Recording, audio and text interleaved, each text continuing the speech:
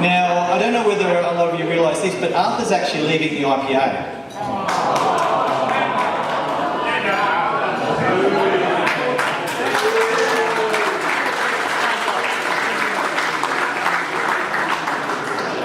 So I found out a little while ago, got the call from Andrew to say that had occurred, and Andrew and I obviously discussed that situation, and Arthur and I have always got on pretty well as mates. It's a bit weird situation because me as the chair of the board, or me being on the board, probably shouldn't be that close to a staff member, but we've always managed to keep our business and private lives well separate. Our wives get on well, our kids get on well. So for me to hear that news, it was a little bit of a shock. But so I rang Arthur a couple of days, I let it settle in, and I said to him, you know, I think it's a wonderful thing he's gone on to possibly a bigger challenge, which would be great. I mean, it's great that we can have an IPA staff member that's actually being poached. It shows that we are batting well above our weight in the industry and people are actually looking at our staff.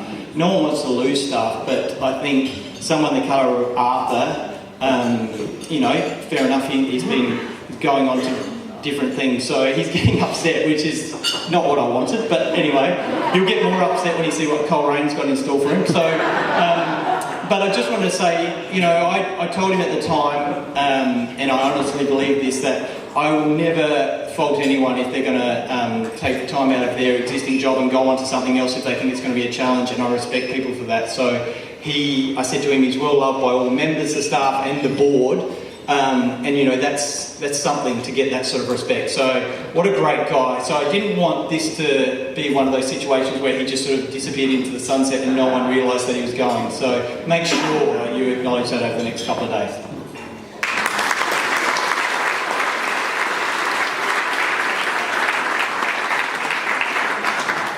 Okay, so now we're ready for the proper act.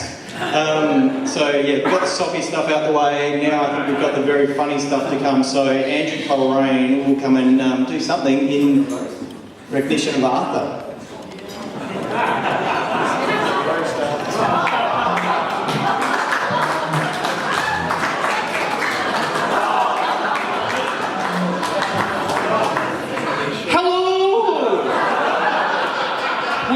Friend John.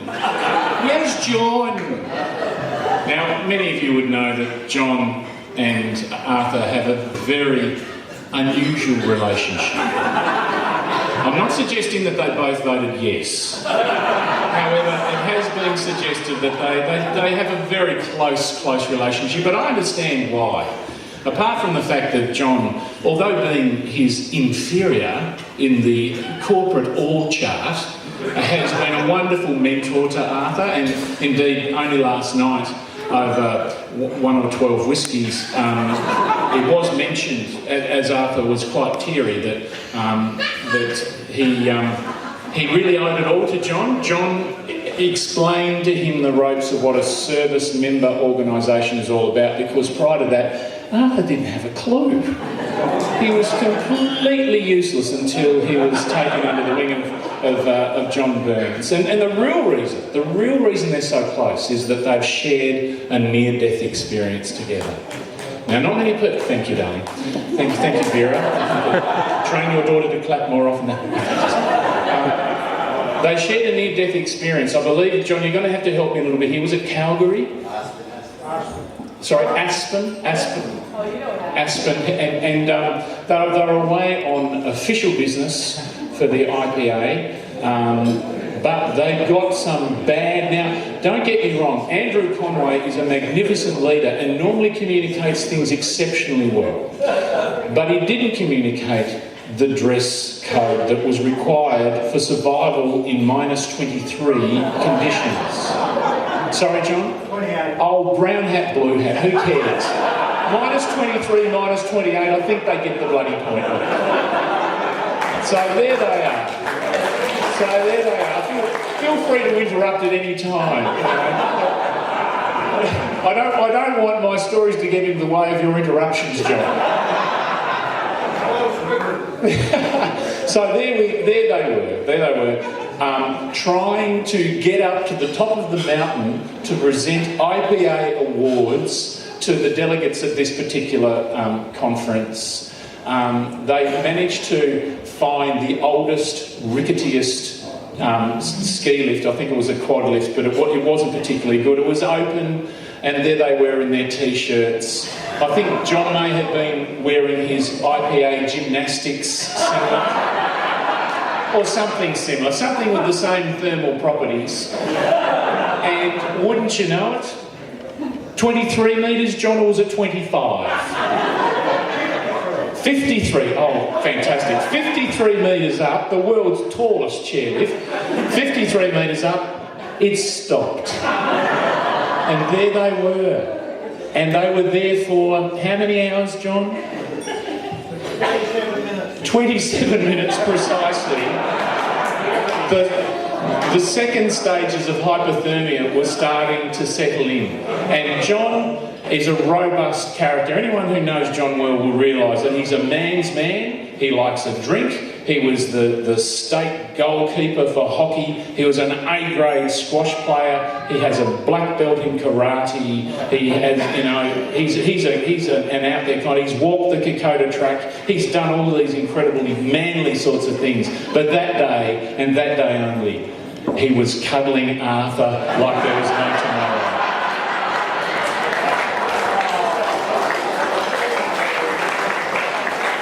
Merely for their survival, ladies and gentlemen. But there was a tiny little whisper in John's ear, which was, "I think I love you, John." Now, Arthur is a true Scot, and we do honour him, and I'd like to welcome you all to the Arthur Burt Memorial Benefit Dinner. He has taken a bit of a pay cut, unfortunately, so we will be putting the hat around at some point, and in true Catholic tradition, there will be two collections, ladies and gentlemen. He's a little bit mean. Look, I know we shouldn't stereotype, we shouldn't pigeonhole, but sometimes people just fit smack bang into the middle of their stereotypes, and he is pretty tight with his money, and I think that was evidenced just recently from his visit to the dentist. He went into the dentist and had a chat and said, "Can you tell me, how much is it to remove a tooth?" And the dentist said, "Well, it depends on the tooth. Is it a molar in size or a cane? Which tooth?" It's a molar. It's a molar. Well, it's hard to say. It might be impacted, but look, the general sort of standard fee for that is it's around about $1,000. Oh my God! That's outrageous. I'll not pay that. I will not pay that.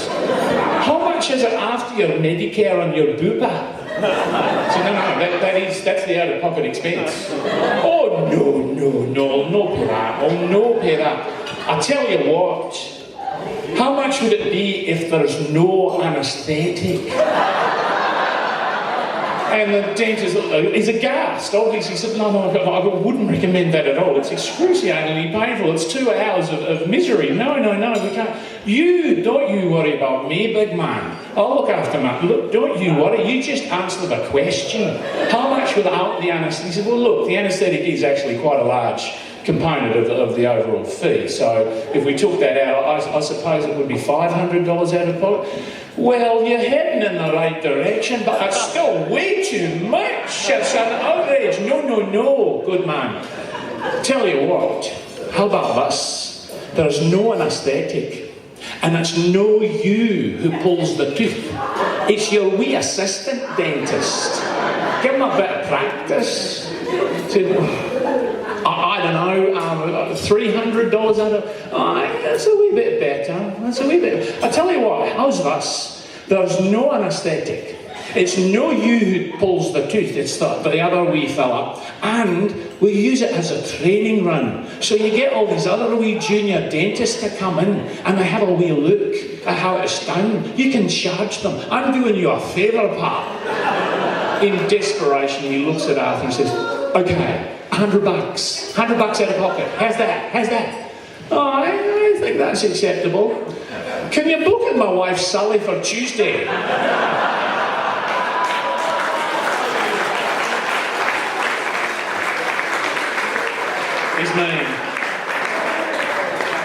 He's mean, but look, his team are going to miss him terribly. and they've asked me to do a little presentation. It's a song. They've written this song for Arthur because they know as he heads off to the Pharmacy Association or whatever it is, he's not really going to get a team quite as good as the team he's got now, and they know that Arthur is going to miss them terribly. Now, I would ask you, ladies and gentlemen, is anyone familiar with the work of Andy Stewart? Has anyone ever heard a song called The Scottish Soldier? Yes, have you heard that song? Please say yes, otherwise I've just wasted 15 minutes of my life I'll never get back. Okay, you've heard that. Well, Arthur, this is for you. This is a rendition, and my apologies to Andy Stewart and to anyone who loves his work, but it goes a bit like this. And unfortunately I don't have a backing track, so I apologise for that as well. But it would go something like etc. There was an Arthur, a Scottish Arthur, who travelled far away and landed here one day. He did not dally when Art met Sally, and soon 2 little birds were on their way. His smile contagious, his speech outrageous.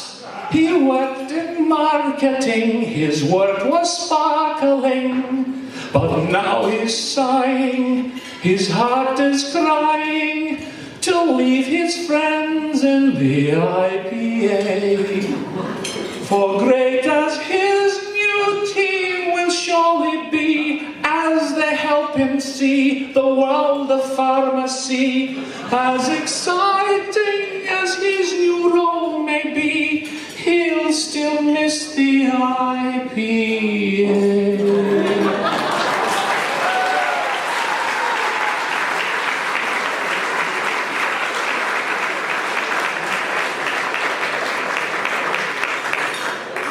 And the worst thing about singing a cappella is realising as soon as you started that you've started several keys higher than you should have.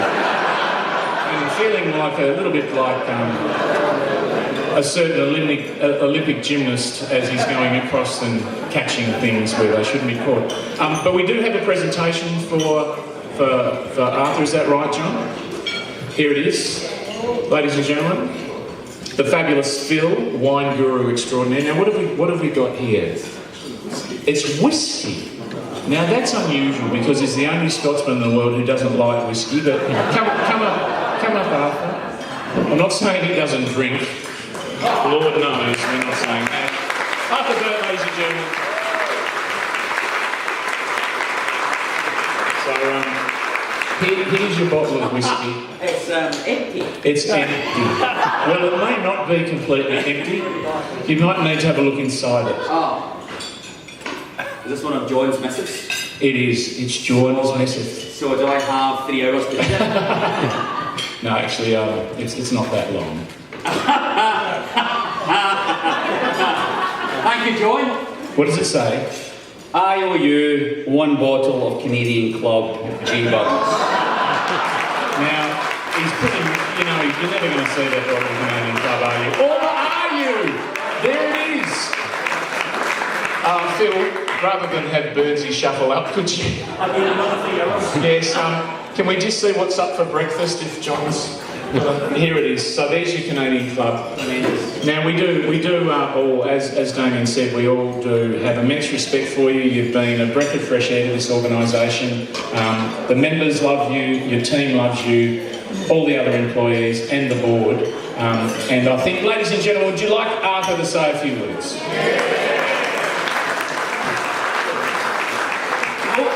I was not expecting this.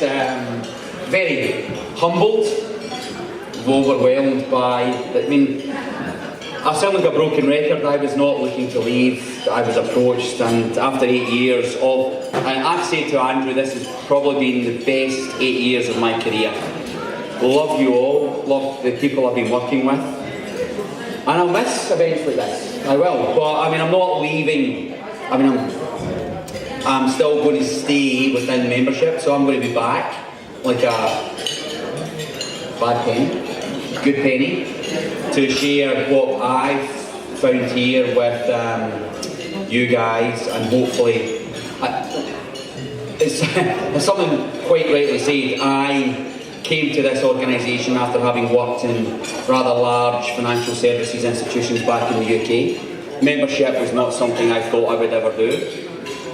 I've loved it, it's been tremendous, and I'm looking forward to continue my journey in membership with the I'm swapping accounts with the pharmacists.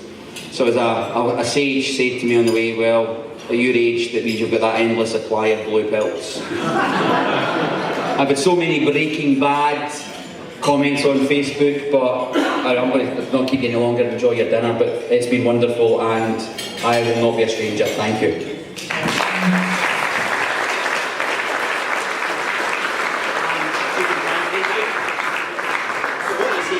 He said something about membership and being a bit sad. Thank you, Arthur. Ladies and gentlemen, put your hands together one more time.